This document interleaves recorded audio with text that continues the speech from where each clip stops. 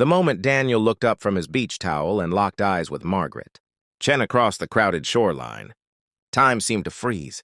His boss, the formidable CEO of Henderson, Tech, who commanded boardrooms with a single glance, stood 30 feet away in casual beachwear, her perfectly styled corporate armor, replaced by vulnerability he'd never imagined existed. But it wasn't her presence that made his breath catch. It was what she was doing, and the desperate way her eyes pleaded with him. Please don't see this. Please just walk away. Daniel Murphy had worked at Henderson Tech for 3 years, occupying a small cubicle on the 4th floor where he processed data analytics, reports that probably no one read. He was invisible, the kind of employee whose name managers forgot at holiday parties. Margaret Chen, on the other hand, was a legend. She'd built Henderson Tech from a garage startup into a Fortune 500 company, earning a reputation as brilliant but ruthless. People whispered that she'd once fired an executive during his own birthday party. That Saturday in July, Daniel had driven 2 hours to Crescent Beach for solitude, hoping the ocean might wash away the loneliness that had clung to him since his divorce. The beach was packed with families, their laughter a bittersweet reminder of everything he'd lost. He'd just settled into his spot when he saw her. Margaret stood near the water's edge, supporting an elderly woman who could barely stand. The older woman's face was gaunt, her body fragile beneath a loose dress. Margaret's arm wrapped protectively around her waist as waves lapped at their feet. She was speaking softly, and even from a distance, Daniel could see tears streaming down both their faces. He should have looked away. Every instinct screamed at him to pretend he'd seen nothing.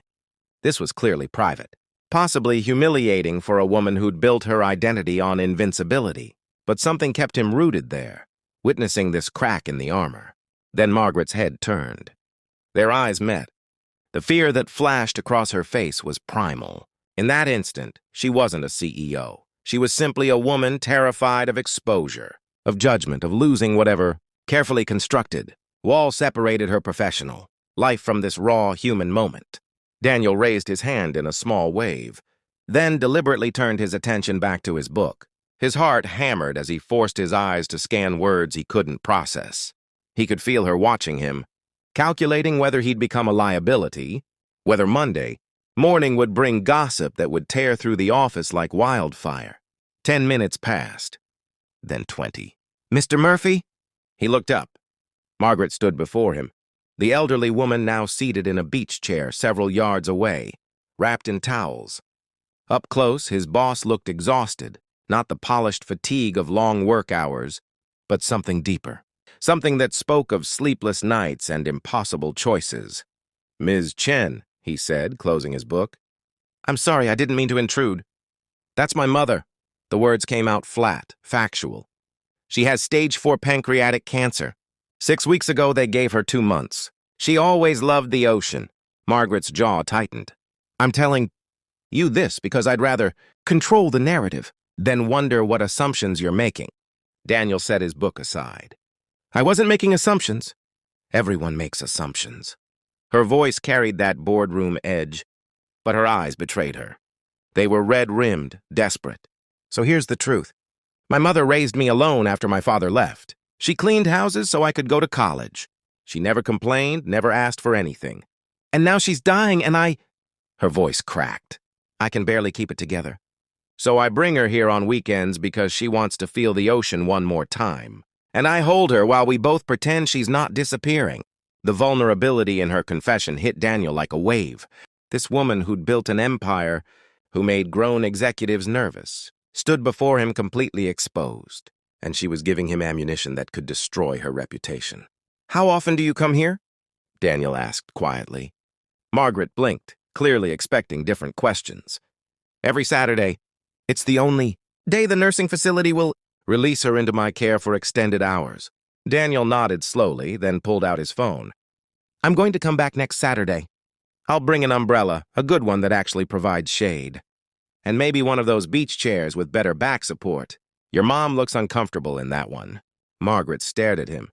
Why would you do that? Because you shouldn't have to hold her in the water alone. Daniel's throat tightened with memories of his own mother's death 5 years.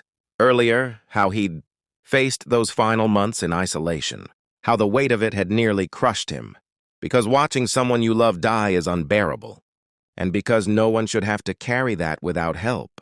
You don't owe me anything. This isn't about owing. Daniel stood, meeting her eyes. This is about being human. For a moment, Margaret just stared at him. Then, to his shock, her face crumpled.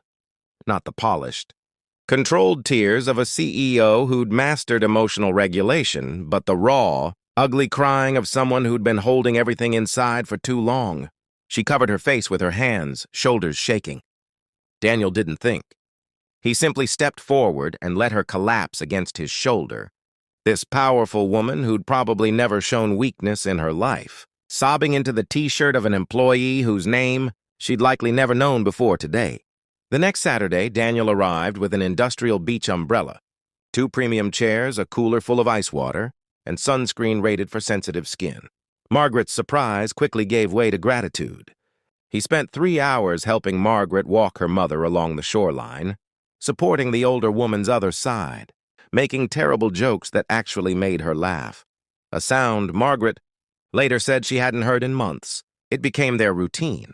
Every Saturday, Daniel drove 2 hours to be there.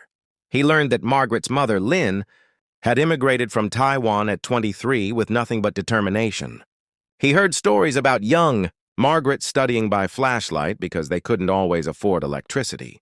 He witnessed the profound love between mother and daughter. Love that made his bosses legendary. Toughness suddenly makes sense. She'd learned from a woman who'd survived everything life threw at her. The office never knew. Daniel never told a soul. 6 weeks later, on an overcast Saturday morning, Lynn passed away peacefully in Margaret's arms while the ocean waves provided a gentle soundtrack. Daniel held them both as they wept. The following Monday, Daniel expected everything to return to normal. His anonymous cubicle, his invisible existence. Instead, he received an email requesting his presence in the executive suite. Margaret sat behind her massive desk, once again the composed CEO. But when she looked at him, something had fundamentally shifted. "I'm creating a new position," she said. "Director of Corporate Culture and Employee Well-Being. The role involves identifying employees who might be struggling with health issues, family crises, anything that makes them feel alone, building support systems, ensuring no one at this company has to carry impossible weight by themselves." She paused. "The position is yours if you want it." Daniel's eyes widened. "Ms. Chen, I'm not qualified." "You're the most qualified person I know." Her voice was firm but gentle. "You saw someone at their lowest, and instead of exploiting it or turning away, you showed up. Every single week, you showed up. That's not something you learn in business school. I just did what anyone should do. But most people don't. That's the problem." Margaret stood, walking around her desk. "My mother's death taught me something. I built this company by being hard, by never showing vulnerability. But you taught me that real strength is showing up for people when they're broken. That's the culture I want here." Daniel took the job. Over the next 3 years, Henderson Tech transformed. The company implemented compassion leave, created support groups for employees facing family crises, and developed a peer support system that connected people through their struggles. Turnover dropped. Productivity soared. But more importantly, people stopped suffering in silence. Margaret never publicized why she'd changed. She didn't need to. The employees who benefited from the new culture, the single father given flexibility when his daughter was sick, the woman supported through her husband's addiction recovery, the countless others who suddenly felt seen, they spread the word themselves. On the 3rd anniversary of Lynn's death, Daniel found a handwritten note on his desk. "Thank you for teaching me that the strongest thing we can do is hold each other up. My mother would have loved the company we've become. M." Daniel kept that note in his desk drawer. On difficult days, when the weight of other people's pain felt overwhelming, he'd read it and remember that afternoon. On the beach, when 2 strangers had locked eyes and chosen vulnerability over fear, connection over isolation. He'd accidentally seen his boss at her lowest moment. Her reaction, that desperate plea for privacy, had led to an unexpected friendship. But more than that, it had sparked a transformation that rippled through thousands of lives. Because sometimes the most powerful thing we can do is simply show up for each other. carrying what cannot be carried alone, proving that in our most broken moments, we're never truly invisible.